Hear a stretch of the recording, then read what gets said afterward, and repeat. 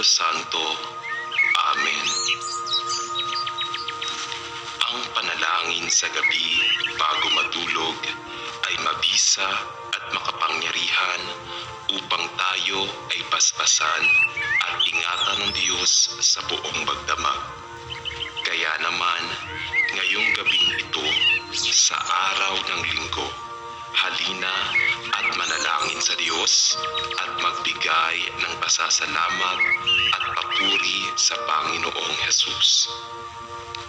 Dahil ang pagbibigay ng panalangin sa Ama sa gabi bago matulog ay mabisang gawain ng isang mananampalataya upang gabayan, ingatan at pagpalain ng Diyos